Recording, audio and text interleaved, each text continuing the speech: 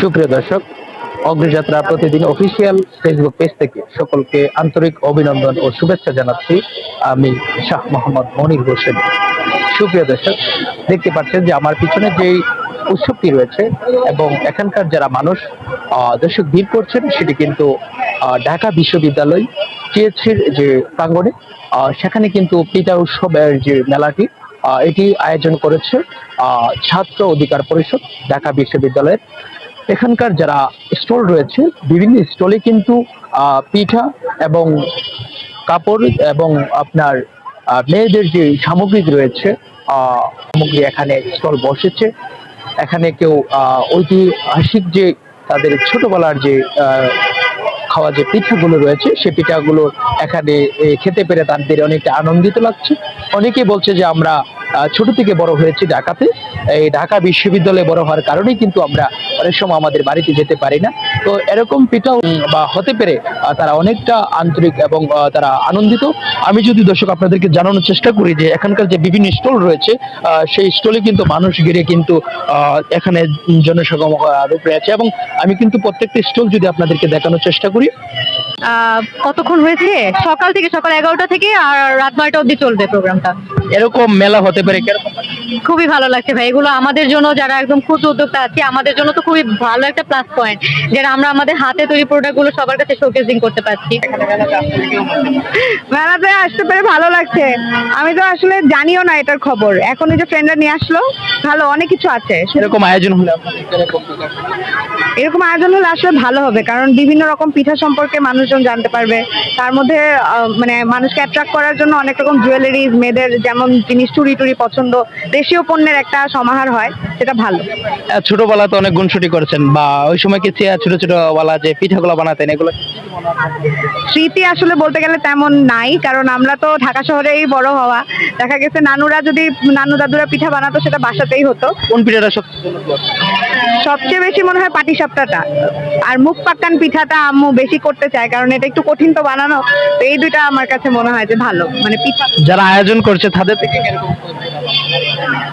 এখানে ভালো আসতে পেরে সহযোগিতা, কারণ স্টলগুলো সুন্দর সময় মতো খুলেছে এবং সবকিছু অ্যাকর্ডিংলি হচ্ছে। কোনো কিছু কিনেছেন? না, এখনো কিনিনি, এখনো দেখতেছি, দেখে তারপরে কিনবো, আগে পুরোটা দেখি। ধন্যবাদ। আপু কি কোনো কিছু কিনেছেন? না, দেখছি, এখনো কেনা হয়নি। এখানে কি শুধু পিঠা উৎসব বলা হয়েছে? এখানে কি শুধু পিঠা খেতে এসেছেন, না অন্য কিছু? না, পিঠা উৎসব যখনই বলে তখন সাথে অন্যান্য মেয়েদের যে অ্যাক্সেসরিজ থাকে, জামা কাপড়, কসমেটিক্স, এগুলো থাকে, এগুলো দেখতে ভালো লাগে। শুধু পিঠা থাকলে, এগুলো থাকলে একটু ইন্টারেস্টিং লাগে, তখন দেখা যায় পিঠা খাওয়ার সাথে সাথে আরো অন্যান্য কিছুও কেনা হয়ে যায়। আপনার ছোটবেলার সবচেয়ে পিঠা পছন্দের পিঠা? আমার পাটিসাপটা পিঠা বেশি পছন্দ। এগুলা কি এখানে এসে এখন আসলে পুরোটা ঘুরে দেখা হয়নি, ঘুরে দেখলে দর্শক যেমনটি কিন্তু দেখানোর চেষ্টা করছিলাম, আপনার ঢাকা বিশ্ববিদ্যালয় টিএসসি তে কিন্তু পিঠা উৎসব রয়েছে। সেই পিঠা উৎসবে ঘিরেই কিন্তু বিভিন্ন স্টল বসেছে। আমার ছোটবেলা থেকে এখন অব্দি পছন্দ হচ্ছে পাটিসাপটা পিঠা। আপনি কি এখানে আসতে পারে কোনো পিঠা, এই আপনার পছন্দ পিঠা খেতে? না, এখনো পাইনি, তবে আশা করছি যে হচ্ছে সন্ধ্যা অবধি চলে আসবে পিঠার আরো স্টল। এখনো তো বসেনি খুব একটা, তো সন্ধ্যা হতে হতে হয়তো আমরা আরো পিঠা স্টল। আপনি যে স্টল বসিয়েছেন, এগুলা কি আপনার নিজের হাতে তৈরি নাকি না? সব হচ্ছে আমার হাতে তৈরি প্রোডাক্ট, আমার নিজের। আপনি হাতে তৈরি করে এবং বেচতে পারে কিরকম? খুবই ভালো লাগছে, এটা তো আমার জন্য অনেক অনেক বড় একটা পাওয়া, যে আমার প্রোডাক্ট গুলো সবাই নিচ্ছে। ইভেন সবচেয়ে বড় কথা হচ্ছে যে আমি যতটুকু আশা করেছিলাম তার থেকে অনেক বেশি গুণ রেসপন্স পাচ্ছি। যারা আয়োজন করেছেন তাদের কাছ থেকে কিরকম সহযোগিতা পাচ্ছেন? অনেক বেশি সহযোগিতা পাচ্ছি, কারণ তারা হচ্ছে এসে খোঁজ নিচ্ছে, তারপর হচ্ছে ব্যানার লাগানো থেকে শুরু করে না যাবতীয় একটু পর খোঁজ না, ওনারা ওনাদের দিক থেকে পারফেক্ট করছে। আমি এখনো ঘুরে দেখার আসলে সুযোগ পাইনি কি কি পিঠা আছে, তবে আমার ছোটবেলায় পছন্দের পিঠা ছিল পাটিসাপটা, তেলে পিঠা, ভাপা পিঠা, এগুলাই। এগুলো কি পেয়েছেন এখানে? এখনো ঘুরে দেখার সুযোগ পাইনি, উঠারই সুযোগ পাইনি। পারবেন। আসসালামু আলাইকুম। ওয়ালাইকুম সালাম। পিঠা উৎসব কেন করলো?